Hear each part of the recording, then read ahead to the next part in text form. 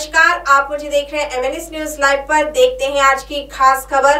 भाजपा प्रदेशाध्यक्ष चंद्रकांत पाटिल केवल सपना देख सकते हैं। हमारी सरकार 5 साल का अपना कार्यकाल जरूर पूरा करेंगी, ऐसा दावा महसूल मंत्री कांग्रेस नेता बालासाहब थोरात इन्होंने किया है। वहीं राष्ट्रवादी के प्रदेशाध्यक्ष जयंत पाटिल इन्होंने चंद्रकांत पाटिल पर टीकास्त्र किया है। महाविकास आघाड़ी सरकार के प्रस्तावित होने पर वह 2 महीनों के भीतर गिर जाएंगी, ऐसा विश्वास चंद्रकांत पाटिल ने दर्शाया था। मात्र आज महाविकास आघाड़ी सरकार को 1 साल पूरा हो चुका है और वह आगे के 4 साल भी सत्ता में रहकर अपना कार्यकाल पूरा करेंगी।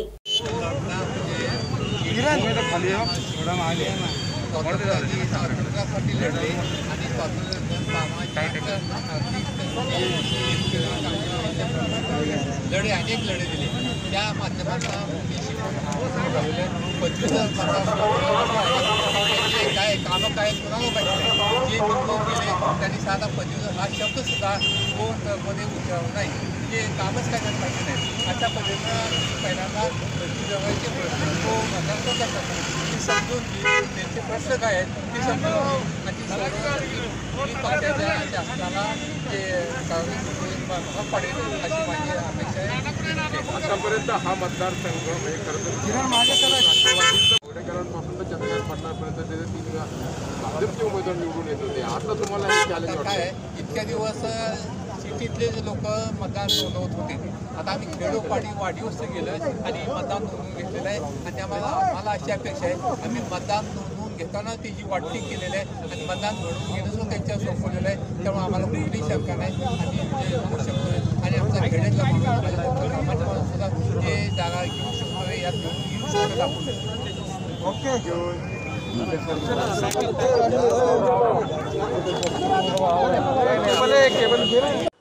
आणि त्यामध्ये पुणे विभागामध्ये पदवीधर आणि शिक्षक या दोन जागा लढवल्या जाणार आहेत।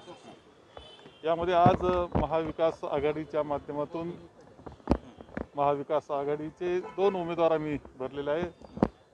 काँग्रेस पक्षाचे आजगावकरजी आणि राष्ट्रवादीचे श्रीयुत लाड हे 2 उमेदवार आम्ही दिलेले आहेत।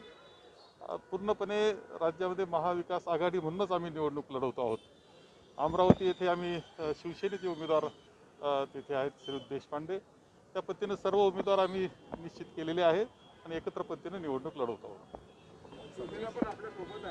सर्व 3ही महाविकास आघाडी म्हणजे 3ही आलो। चंद्रकांत पाटील काल असं म्हणले ते सरकार 4 वर्ष काही टिकणार नाही अंतर्गत वादामुळे, तर त्याकडे त्यांच्या विचाराकडे तुम्ही कसं बघता, काय सांगा? चंद्रकांत पाटलांनी फक्त आता स्वप्न पाहावेत, बाकी यापेक्षा जास्त मी काही बोलणार नाही। आणि राहुल बाबांना त्यांनी आव्हान दिले आहे की हाथरसच्या घटनेवर ते तिथे भेटण्यासाठी गेले होते, तर जळगावमध्ये जी घटना घडली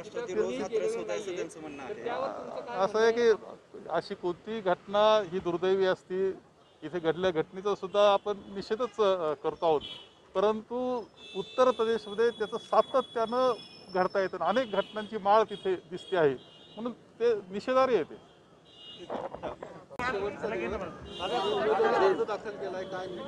ज्या उमेदवारांनी गेल्या वेळी अपक्ष म्हणून शेवटच्या क्षणापर्यंत लढत दिली होती, त्याला 6 वर्षाचा काळ उलटून गेलेला आहे आणि 6 वर्षात बरंच पुलाखालून पाणी वाहून गेले। ते अतिशय समर्थपणाने राष्ट्रवादीचं काम गेले 6 वर्ष करत आलेले आहेत।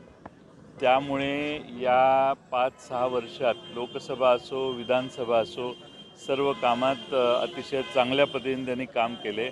महाराष्ट्रातला एक नावाजलेला सहकारी कारखाना अत्यंत उत्तमपणाने त्यांनी चालवलेला आहे।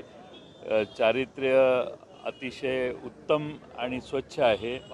सर्व पद्धतीनं काम करताना त्यांनी GD बापू, क्रांती अग्रणी GD बापू यांचा वारसा, स्वातंत्र्य सैनिकांचा वारसा चालवलेला आहे आणि आदरणीय पवार साहेबांच्या नेतृत्वाखाली ते अनेक वर्षापासून काम करतात।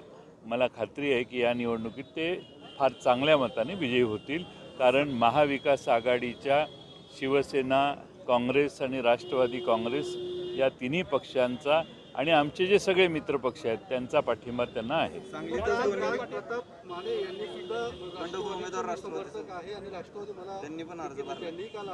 असं आहे, अर्ज दाखल अनेक होत असतात, त्या सर्वांना एकत्रित बसून समजूत निघेल. आपण ज्यावेळी विड्रॉल होईल त्यानंतर त्याविषयी बोललेलं अधिक योग्य. चंद्रकांत पाटील काल असं म्हणले की सरकार 4 वर्ष टिकणार नाही आणि अंतर्गत खूप वाद आहे. त्यावर तुमचं काय म्हणणं आहे, काय या सरकारला पूर्ण स्थिरता ही त्यांनाही माहिती आहे. ज्या दिवशी आम्ही शपथ घेतली त्या दिवशीच ते म्हणत होते 2 महिन्यापेक्षा सरकार टिकणार नाही. वर्ष पूर्ण झालं. त्यांची उरलेली 4 वर्षे हेच म्हणण्यात जातील याची मला खात्री आहे. काल सुप्रीम कोर्टाने अर्णब संदर्भात एकही महाराष्ट्र सरकारचे एका अर्थाने ताशेरे ओढले, त्याच्याकडे तुम्ही कसं बघता? मी या तिकिटाच्या या सगळ्या ह्याच्यात असल्यामुळं मी नक्की एक्झॅक्ट कोणत्या प्रकारचे ताशेरे मारलेत हे स्पष्ट माझ्यासमोर आलेलं नाही. त्याच्यानंतर त्याच्यावर भाष्य करेन.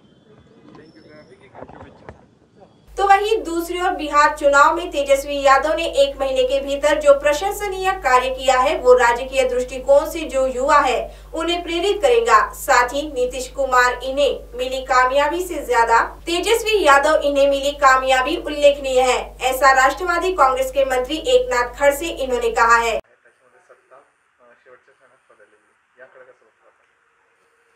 बिहारच्या निवडणुका झाल्या त्यामध्ये नितीश कुमार आणि भारतीय जनता पार्टीला त्या ठिकाणी काठावरचं बहुमत मिळालं. हा बहुमत मिळालं त्या ठिकाणी सरकार भारतीय जनता पार्टी अलायन्सचं त्या ठिकाणी आलं. पण तेजस्वी यादवचं कौतुक करावं तेवढं कमी आहे की एक व्यक्ती एका बाजूला आणि सारी देशाची शक्ती त्यातली एका बाजूला, म्हणजे देशाचं माननीय पंतप्रधान असतील, माननीय गृहमंत्री असतील, नितीश कुमारजी असतील, देवेंद्रजी असतील, मोठे मोठे नेते त्या ठिकाणी गेले आणि त्यांनी एकट्याने या सर्वांना हैराण करून एकट्याच्या बळावर त्या ठिकाणी 100च्या आसपास जागा मिळवल्या आहे. हे कमी नाही आहे. वास्तविक त्याची परिस्थिती जी आहे तर ती परिस्थिती घरातले म्हणजे वडील तुरुंगामध्ये आहेत, बदनामी झालेली आहे. अशा कालखंडामध्ये त्यांनी तेजस्वी यादवने एकटं मेहनत केली. त्याचं हे यश कौतुकास्पद आहे. पुढच्या राजकारणाच्या दृष्टिकोनातनं राजकीय जीवनामध्ये जे तरुण आहेत त्यांनी त्याच्यापासून प्रेरणा आणि स्फूर्ती घ्यावी. यश अपयश लागू आहे, परंतु ज्या प्रयत्नानं ज्या जिद्दीनं त्यांनी यश त्या ठिकाणी मिळवलं, आपल्या त्या ठिकाणी इतकं 100च्या आसपास त्या ठिकाणी जे त्याने आमदार निवडून आणले, मला वाटतं की भारतीय जनता पार्टी आणि नितीश कुमारांना मिळालेल्या यशापेक्षा हे यश अधिक उठून दिसणार आहे. तो वहीं एकनाथ खड़से ने कहा कि पिछले 6-7 महीनों से देश की जनता कोरोना से लड़ रही है। ऐसे में पर्यावरण का व खुद का ध्यान रखते हुए दीपावली मनाने की अपील उन्होंने की। साथ ही प्रशासन द्वारा दी गई गाइडलाइनों का भी पालन करने की अपील उन्होंने की। गेले 6-7 महिने कोविडच्या या सावटाखाली आपण जगतो आहोत आणि हे कोविडचं संकट लवकरात लवकर दूर व्हावं यासाठी आपण सारे प्रयत्नशील आहोत. अशामध्ये आज दिवाळी साजरी करतो आहोत. दिवाळीच्या या निमित्तानं हा दिवाळीचा सण हा आनंदाचा, उल्हासाचा, आनंदाचा आहे. हा दिवाळीच्या निमित्तानं आपण सारे एकमेकांना शुभेच्छा देत असताना या ठिकाणी पर्यावरणाचाही समतोल राखला गेला पाहिजे आणि कोविडपासून संरक्षण मिळवण्यासाठी ज्या काही उपाययोजना सुचवल्या आहेत त्याचं तंतोतंत पालन केलं पाहिजे. या दिवाळीच्या निमित्ताने मी आपल्या सर्वांना शुभेच्छा देतो आणि आपलं आरोग्य सुखाचं, समाधानाचं आणि आपलं जीवन सुखाचं, समाधानाचं जावं अशी ईश्वरजने प्रार्थना करतो. अब आप हमारे चैनल को ऐप पर भी देख सकते हैं। प्ले स्टोर में जाकर MNS हिंदी लिखें और ऐप डाउनलोड करें। साथ ही साथ आप हमारे फेसबुक पेज को भी लाइक कर सकते हैं और उन पर भी खबरें देख सकते हैं। लिंक ट्विटर, हाइक, इंस्टाग्राम पर भी आप हमारी खबरें देख सकते हैं। आप हमारे चैनल को YouTube पर भी देख सकते हैं और इसे YouTube पर सब्सक्राइब करना बिल्कुल भी ना भूलें। फिलहाल वक्त चला एक ब्रेक का। ब्रेक से लौटने के बाद देश और दुनिया की तमाम बड़ी खबरें देखने के लिए बने रहे MNS न्यूज लाइव के साथ। नमस्कार।